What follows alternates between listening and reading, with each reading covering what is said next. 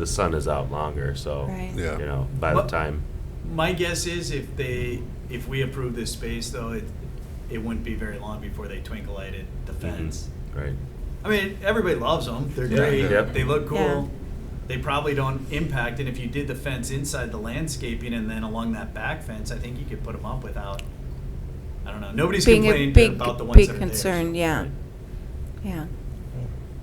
Yeah, I was more focusing on the ambience aspect of it, and yeah, we don't have to light it bright just so for safety reasons or anything like that. It was just more of, should we have them do some sort of lighting just to, you know, They show any dark pictures in their? I know in their last Right. single they showed some nighttime pictures. yeah, this one's all been, you know, sunsetting to the, I mean, these guys do a nice job. I can ask them. My guess is they might have like a low voltage plan or something Sure. too, where they might do some uplights and they might want to do some pedestrian like path lights around the fire. I would. I mean, yeah. I think it's fine as long as they submit a plan to the city and you have a chance to review it. We trust that you'll. yeah, and our requirements are pretty black and white. Now it Yeah. gets into twinkle lights. That's probably a little more subjective, but I would say we could allow that Right. without much Well, issue. and so. if the ordinance says cutoff, you know, is at the property line is, you know, only along Howard in this case, right? Otherwise, it goes all the way down to. You're right. Yeah. It includes the parking lot, so they feasibly could have something very bright right along Well, the drive. along Gateway they couldn't. They could along that back drive aisle, but they couldn't along Howard, and then the property line is on Gateway because we have the right of way there, so they'd have to cut And- off at that. Yeah, I guess I'd be more concerned about lights lighting up the back dumpster area being a nuisance to people living behind. Yeah. Moreover, Yeah, more so than any kind of decorative lighting or right. lighting in this space. so. Right. I'm thinking, I'm more worried about, you know, floodlights that Yeah, might like glare wall into people pack that are that's- driving or yeah. something, but. Oh, yeah, I wasn't. Mine was strictly ambiance related, Yeah, that's a good so. comment. I think the big one for me is, you know, we've had issues, I think, in the community of people following through with landscaping. Think of the Hallgren car guy and whatever, there's been some issues. Yeah. Is that, I think, really putting some teeth into a condition that the original agreement be either completed or escrowed, something. Okay. Something, I don't know what that is. Or it's a condition of what's happening back here, and maybe, you know, it's like, hey, we had an issue the first go-around on landscaping. There's a lot of landscaping here, this is all landscaping. How are we going to, Enforce it? how do we enforce it, but what agreement are we willing to accept as far as performance on their part when they haven't performed well? I'm talking about the landlord and only on the landscaping in the front area. I think that Well, group and has performed if well. we tie this tenant if we tie the approval to this tenant's approval, I mean, it really puts a landlord in a bad position because, you know, they're making a lease. Now, I don't know if you saw, I am adding our violation clause into this CUP, which wasn't in the original, Right. which would give us the ability to penalize them for violation of the CUP, and that's Yeah. I don't know.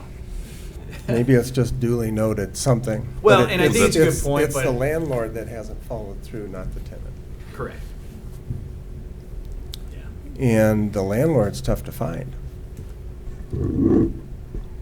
Right? Yeah, I'm assuming though he's getting something out of this. Sure, he's getting at least, you know, Yeah. whatever, so, so anyway. And we can somehow- talk to the landlord, you know, we've talked to him a couple times about some of this, but I think we tie the condition back to this approval, and the owner of this obviously has a big impact on the Mhm. landlord, and so hopefully we can get it worked out. You have to have a- Can we put a time limit on this being completed? I mean, Yeah, on the old, that's 3 years ago that we were supposed to get a landscape plan. yeah, I mean, We could. I mean, we could add a kind of redundant condition that just says that there's not an occupancy permit, I don't think, of any kind or building code permit. So we probably could, though, add some other condition that's just on timing, saying that no use of the space would be permitted until all landscaping is completed. I would imagine there's a building or a grading permit. There's a permit somewhere, right? I don't know.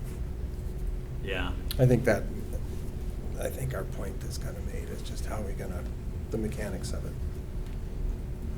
And I think lastly, we just want to define what we want to do about the tables.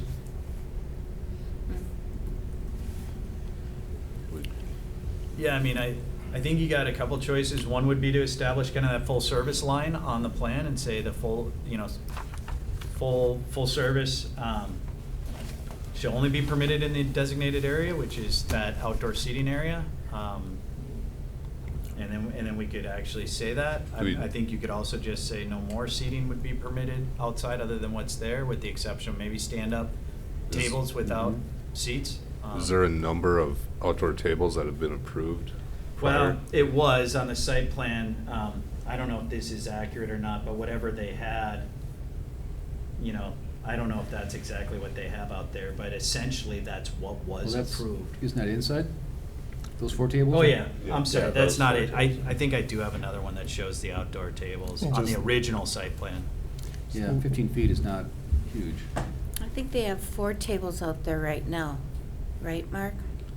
Yeah, that's right. I think when That's I what I thought. drove That's why I by, was that's looking at what I that for came 4 by. tables, but let me see if I have the plan. I That think was if, there. if the outside eating area is limited to the existing concrete pad, there's a certain, they can't, they can only go so far. You Yeah. only get so many tables there on it, Right. right? And Yeah. we don't worry about, maybe we don't worry Well, about it's- that so much as we just limit it to the concrete existing. Yeah. I was just area. thinking too, like, if they wanted to spread the, like, if it's the same amount of tables, but spread out a little bit more, so there's a little. Well, they will, yeah. because they've got the pergola, Yeah. which is phase 2, Yeah, right? yeah. It's phase 2. Yeah, so they did, on the, I could throw it up, but they have 1, 2, 3, 4, 5 4-top tables and 1, 2, 3, 4 2-top. So that's 8 and 20, so 28 seats outside. That's what we approved. Okay. Sounds about right. So we just limit it to, keeping it the same number of outdoor seats.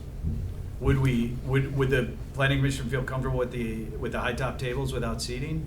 Or without seating or service, we could define it? I mean, it's gonna be a police issue at some level, but at the same time, if it doesn't become an issue, it's not an issue. Yeah. Yeah, At least we'd have a condition that clarifies that. Is there a designation, like, so, like a high top, is there a designation, like it's a casual, is it a? Yeah. You know what I mean, or is it full menu, or is it? Well, I think How do you- what we'd say is full menu or full service is limited to this outdoor patio. Okay. Right, yeah. And then, and I And don't know. if they're not asking for the high top, maybe we don't address it. Then we don't even have to say it.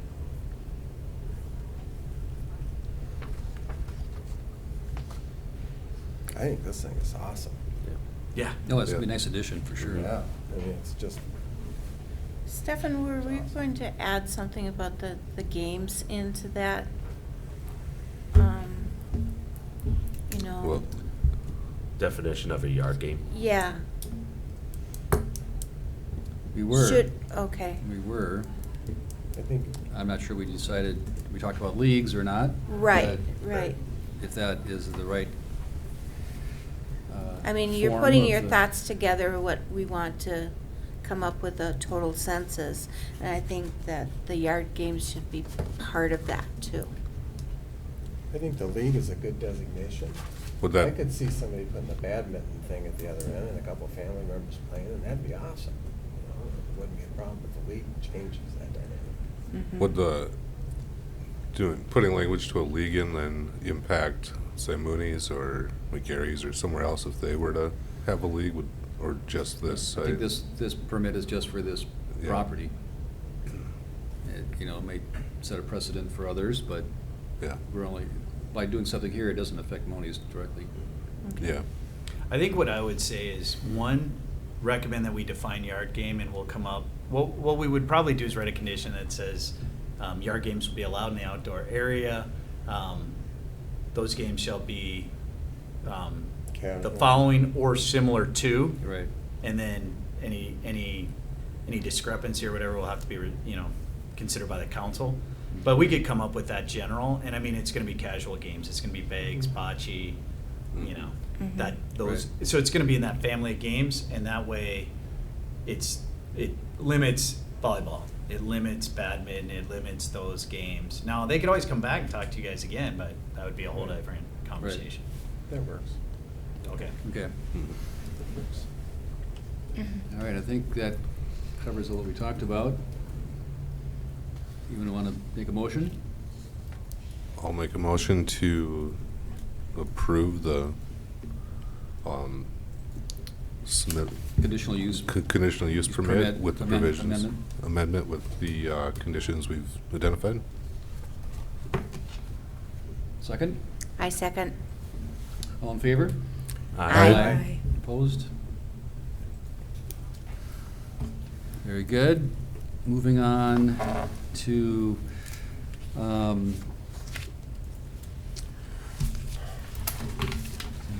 Dish. moving on to the dish. The antenna. Mark, you want to give us your presentation? I sure will.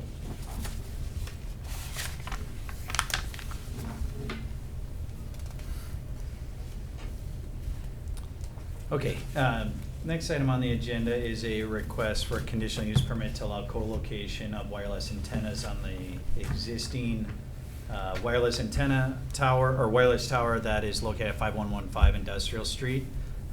Crown Castle, the applicant, is asking the city to consider, the owner is asking the city to consider a new conditional use permit to allow co-location, meaning new antennas on one of the two existing towers located at that location.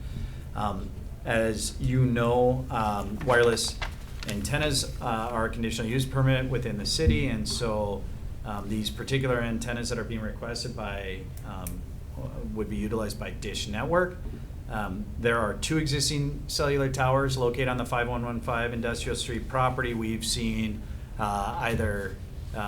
we've seen amendments for 3 different banks of antennas over the last 5 years, since 2016. I think we've gotten quite a few antennas swapped out on one of the towers. This particular tower has 1 bank of antennas, and the applicant's asking to locate a second bank. So this property is owned by industrial. It's guided by the city's comprehensive plan as industrial. It's about 4.5 acres in overall size. You can see on the screen, the subject site is located on the south side of an existing industrial property. The Bergeson-Caswell property has these 2 tower sites in the back of the property. There's an existing landscape company just to the east. And then there's just vacant land, really lowland, wetland to the west. Willow Street is the dividing line between the city of Maple Plain and the city of Independence. On the Independence side, that is all zoned as either rural residential or agricultural property. This site's been in existence for a long time on an industrial property. If anybody went out and visited it recently, I mean, it is very industrial in this particular location. So, where these towers sit, they actually kind of work well back in this location. They're pretty secluded. The uses around them are also very industrial, and there's very kind of limited impact related to the surrounded uses as a result.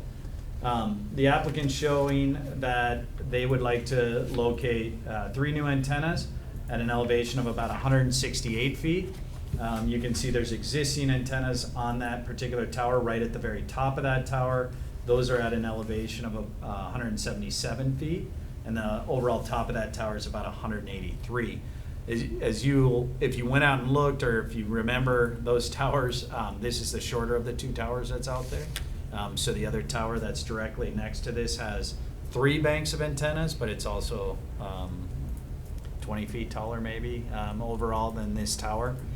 So the antennas that they'd like to locate are 72 inches by 20 inches wide. So it's 6 feet by 2 feet, basically. I mean, they're fairly large antennas. They don't look it, I guess, when they're up on the tower.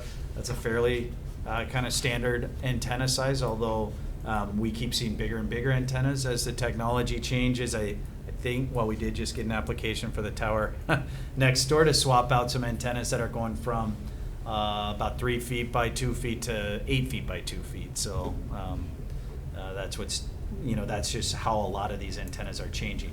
Along with the antennas that are being shown at the top of the tower, they'd have cabling that runs down the inside of that tower, and then they'd have new equipment located at the base of the tower, inside of the existing fenced-in kind of lease area there. That equipment that's going to be there is some electrical equipment, the ice bridge that allows the cabling to go up and over to the tower, and then some other componentry associated with powering those antennas. Wireless antennas, as I noted in the report, are permitted with the criteria and conditions that are stated in the ordinance. Essentially, we look at that those antennas meet certain types of codes, meet certain types of structural requirements of the city, and then we look at, we make sure that the applicants certify various aspects that are fairly well regulated conditions or requirements of these types of wireless antennas. This is an existing tower that's going up, so they have certified that it is capable of accommodating through a third-party structural analysis the proposed antennas, and they included that in their application.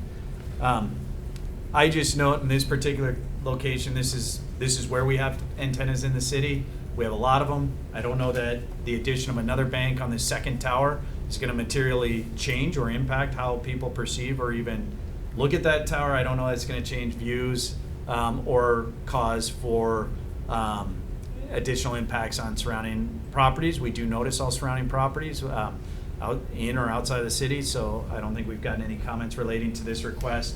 And I did go out and I just looked at the base again, and I looked at the site. I mean, it's going to be hard to distinguish that something changed because of how heavily industrial this particular area is.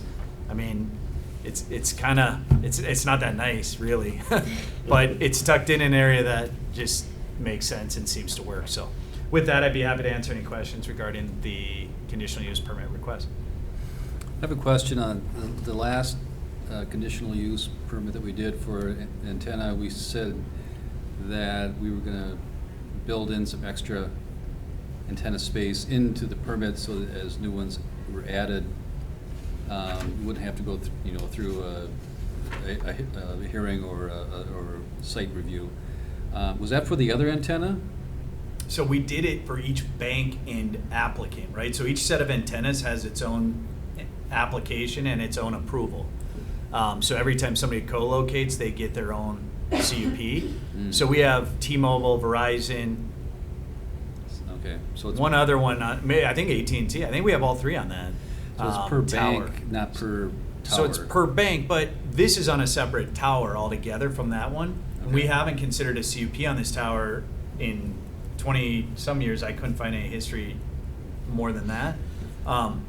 What we did allow, and what the FCC says we have to allow, is if there's minor modifications to antennas or swapping out or replacement, we generally have to allow that, reasonably allow that.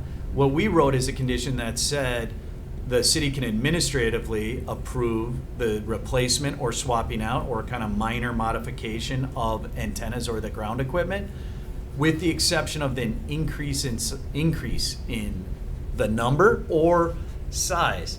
So with this, with the Verizon one that's going to come back in next month, that's the one I'm saying they're taking 3 antennas that have a square footage of whatever that is, 10 square foot per or 6 square foot, and they're adding 3 antennas with 16. I don't know at the end of the day that you are gonna care, but I think we lost track of some of that at one point if we don't document it through approval, and that's my concern, is that someday somebody's gonna look at that tower and go, there's 22 now 20-foot tall antennas on that tower, and how did we get there, right? It looks terrible, or it causes problems. So if somebody just comes in, and we've had a couple instances now, if somebody just wants to come in and ask for swapping some antennas out, and they're relatively, and I say relative, right? I've seen some where we've had some that are 28 by 24 and they're going to 32 by 26 or something, and that's like right there, but when you're doubling it, Yeah. that's different. That's So significant. we try to just use kind of administrative reason on that and say, this is okay, we think this is right. Okay. And now if somebody also wants to come in and they want to swap out a piece of electric equipment, they want to re-cable it, we can allow that administratively, whereas before we didn't say that one way or the other, so we've added that condition now to all. So all three of those other banks now have that approval. This one would also have that administrative approval. It's also important, we keep adding weight, right? So the engineering, I'm sure, is part of that process. I see a lot of engineering on the backside of this application, but Yeah. just to make sure that that old tower can hold another, Well, right, you go from, 3 by 2 to 8 by 2. I mean, you're starting to get some Gonna sales catch a up lot there. more wind. Yeah. These are strong towers because of the way they're built. They're those, triangular. They're not a monopole. These things have a ton of strength, but. but the real sign-off is the engineer. Right, and we get that third party Right. and, yeah. What's the antenna gonna do? Sorry? What's the antenna good for? What's it gonna do? Well, it's going to be for their 5G launch for Dish Wireless. Really? Like Wi-Fi? No, it's just going to be the wireless. Okay. So like new competition for Verizon and AT&T? Yeah, this is, since now that Dish Wireless has the Boost mobile customers that they got from the Sprint deal, that they're building out the coverage now for those existing customers, but also to launch a fourth competitor. So the idea is that when Sprint, T-Mobile merged, handing over the Sprint sites to Dish, that would stimulate competition, keep the cost down for the end user, for the subscribers. Mhm. There was a concern that when they merged, went from 4 to 3. So the idea is to continue to stimulate that fourth competitor. So, but at this point, it is just one antenna and with the 800 band. So Dish is building out all new antenna, all new 5G antennas throughout Throughout the nation. the nation? Yes. They're taking the sites that they got from Sprint, converting them. And when Sprint hands over the site that they had, now this one isn't one of them, but there's a bunch of sites across the nation that they have been in part of that federal deal. First right of refusal on a site that's being decommissioned from Sprint because they're consolidating T-Mobile and Sprint. And so with that, they also got the Boost Mobile customers. So they got kind of already a base started. And so they're on a 5-year build-out. So hopefully within 5 years, they'll be built out nationwide to be a legitimate competitor. Was this a former Sprint site? Not this one. This was new for, Yes, for, this would be new okay, for for Dish. Dish altogether, because Sprint, T-Mobile is on the other tower. Should we have him introduce himself? Well, can we open the public hearing? We forgot about that. Can we open the public hearing? Okay. And then we might have to go backwards after this and just officially open the public hearing on the last one, just so it's in the minutes. Sure, let's open up the public hearing at 7:20.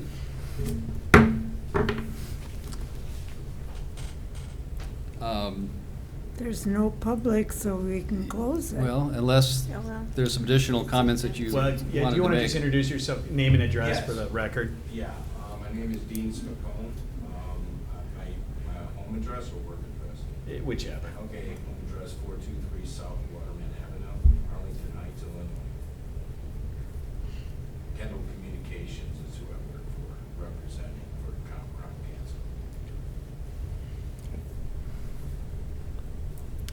Any questions or comments? Does clustering the antennas this tight impact like the signal of them to like other users? Like will that adding another 5G antenna in a tight area impact the ones that? Interference? Yeah, you mean? interference. Yeah. No, that's part of the whole spectrum plan. Okay. That they go through, that's covered, as well as the separation from the tower, the bank, as you put it, Yep. above and below. There is supposed to be a separation, and this has that required separation so it doesn't create that interference. Okay. All right, well, no other comments, I'll close the public hearing at 7:21. I'm sorry, Chair, could I request a motion and a second to close the hearing, please? I'll make a motion to close the public hearing. I will second it. All in favor? Aye. Aye. Do we want to open and close the other public hearing? Well, you want to vote on this and then we Yeah. can do the other one, or? Yeah. Yeah, let's If you finish could, this. yeah. We do need to do that. I'll move to, or make a motion to vote on the approval of the conditional use permit for the antenna set forth in front of us. I'll second. Second, all in favor? Aye. Aye. Very good. I wish it was Wi-Fi. I know, we need better Wi-Fi around here. Or at least a competitor. Yeah. The T-Mobile one works pretty well. We got We'll the talk to you 5G. after the meeting. Yeah. All right, so Sludge. I need to open up a public hearing for the Iron exchange. Iron Exchange. And we'll do so at 7:23, right along. And hearing no comments, we'll close the public hearing, or take a motion to close the public hearing? Do I need a motion to open the hearing, just to No. close it? Yep. Okay. I motion to close it. I'll second the I'll motion. second. I am seconded there. All in favor? Aye. Opposed? Okay. Both All these right. should go to the May 23rd city council meeting, right? May 23rd. Correct. Sorry? I said, both the items tonight will go to the May 23rd city council meeting. Okay. Thank you for being here. Yeah, thank you for coming all the way from Illinois. We should Yeah, have, definitely. It was a nice drive today, actually. Yeah. I thought about it later, we could have put you ahead and got you out of here. You learned a lot about landscaping though. Probably go on over to Ironwood. There you go, Iron Exchange, go for it. Well, tell them they better get that landscaping done. All right, next item is commission reports or other business. Is there anything you had to offer? We already talked about the Pledge of Allegiance. Yep, that was my comment. Well, I think we move along to the last item then. I make a motion to adjourn the meeting for tonight. I'll second that. Those in favor? Aye. Aye. Opposed?